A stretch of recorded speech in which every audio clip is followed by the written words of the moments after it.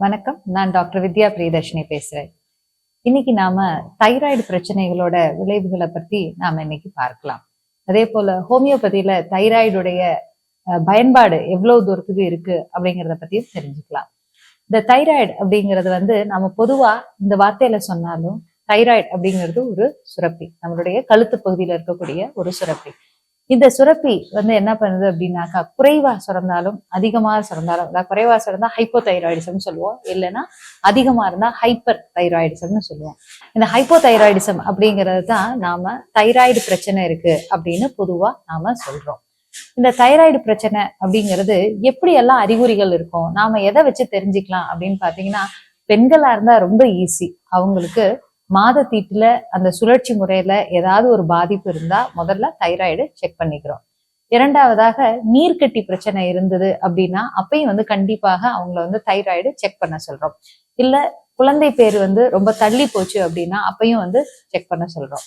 அதற்கடுத்து உடல் எடை அதிகமாக திடீர்னு கூடுது அப்படின்னா அப்பயும் பாக்குறோம். பட் பொதுவாகவே அந்த தைராய்டுல எப்படி பிரசன்ட் ஆகும், என்னென்ன சிம்டம்ஸ் இருக்கும் அப்படின்னு பாத்தீங்க அப்படின்னா, அவங்களுக்கு அதிகமான அளவுக்கு தைராய்டு குறைபாடு இருக்கும் போது அதிகமான அளவுக்கு அவங்களுக்கு சோர்வு இருக்கு, உடல் சோர்வு, லெத்தார்ஜி சொல்லுவோம். ரொம்ப அதிக உடல் சோர்வு இருக்கிறது. எப்ப பார்த்தாலும் அவங்க ரொம்ப வீக்கா ஃபீல் பண்ணக்கூடிய சூழ்நிலை, உடல் குளிர்ந்த தன்மையிலே இருக்கிறது. நம்மளுக்கு ஒரு செர்டன் லெவல் ஆஃப் வார்ம்த் இருக்கு இல்லையா, நம்மளுடைய உடம்பு ஒரு கதகதப்பான சூழ்நிலையில இருக்கிறத விட்டு எப்ப பார்த்தாலும் குளிர்ச்சியான சூழ்நிலையில இருக்கக்கூடியது.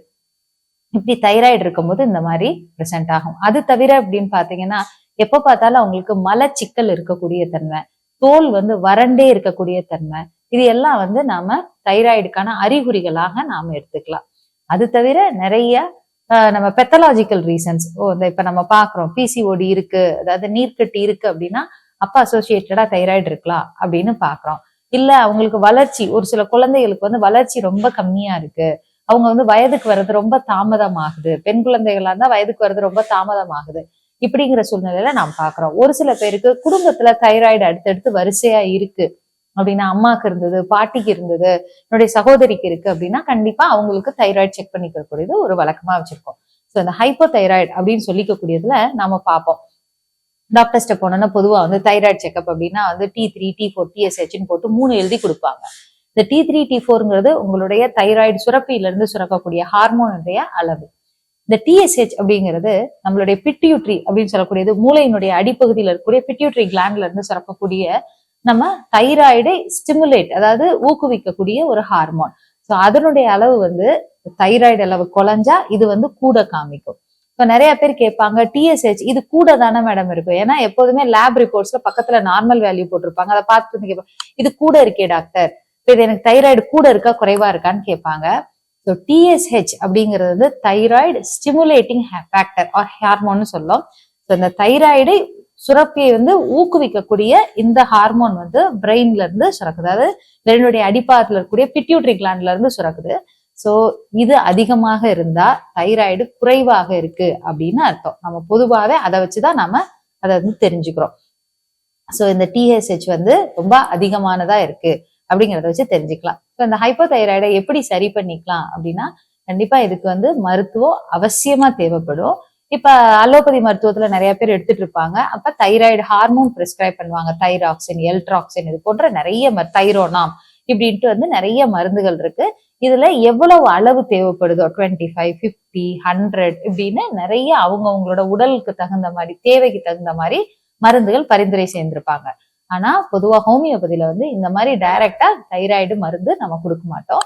ஆனா அந்த தைராய்டுடைய சுரப்பிய ஊக்குவிக்கக்கூடிய வகையில, அதை சுரக்க வைக்கக்கூடிய வகையில நாம மருந்துகள் கொடுக்குறோம். அது ரொம்ப அருமையா வேலை செய்யுது. அதே போல நிறைய பேருக்கு ஏற்கனவே தைராய்டு மாத்திரைகள் சாப்பிட்டுட்டு இருந்தா கூட ஹோமியோபதி மருத்துவம் மூலமாக மருத்துவம் பார்த்து அவர்களுக்கு அந்த மாத்திரைய கம்ப்ளீட்டா விட முடியும், திருப்பியும் மாத்திரையே இல்லாத தேவைப்படாத ஒரு சூழ்நிலைக்கு நாம உருவாக்க முடியும் அப்படிங்கிறதையும் நாம தெரிஞ்சுக்கணும். ஏன்னா ஹோமியோபதி மருந்துகள் ஏற்கனவே நிறைய தடவை பார்த்திருக்கோம், தனித்துவமாக அவங்களுடைய உடல் வாகுக்கு ஏத்த மாதிரி நாம மருந்து கொடுக்கக்கூடிய காரணத்தினால நாம அவங்கள ஒரு தனித்துவமான ஒரு மனிதராக நம்மளால அவங்கள கவனிக்க முடியும். அதன் மூலமாக பரிந்துரை செய்யப்படுகிற ஹோமியோபதி மருந்துகள் அருமையா வேலை செஞ்சு இந்த தைராய்டு தொந்தரவுல இருந்து உங்களை நீக்கிறதுக்கு நிறைய வாய்ப்புகள் இருக்கு. ஸோ கண்டிப்பா தைராய்டு இருந்தா இப்ப கைப்பக்குவமா நிறைய சாப்பிட்டுக்கிறாங்க. நான் பேஷண்ட்ஸ்ட பார்த்த வரைய மல்லி குடிக்கிறது, கருஞ்சீரகம் குடிக்கிறது அப்படின்ட்டு நிறைய வகை வகையா சொல்லுவாங்க. ஆனா இதுல எல்லாத்துலயுமே என்னன்னா, நீங்க பார்க்க வேண்டியது ஒன்னே ஒண்ணுதான். எவ்வளவு நாள் வேணா இதெல்லாம் ஃபாலோ பண்ணுங்க. ஆனா 6 மாசத்துக்கு ஒரு முறையாவது உங்களுடைய தைராய்டினுடைய அளவு எவ்வளவு இருக்கு அப்படிங்கறத பரிசோதனை பண்ணி பாருங்க. அது நார்மலா இருந்தா நீங்க சந்தோஷமா இருக்கலாம். நார்மலா இல்ல, இதெல்லாம் நான் ஃபாலோ பண்ணியும் நார்மலா இல்ல, தயவு செய்து உங்களுடைய மருத்துவரை அணுகி அதற்கான சரியான மருத்துவத்தை செய்து கொள்ளுங்கள். நன்றி.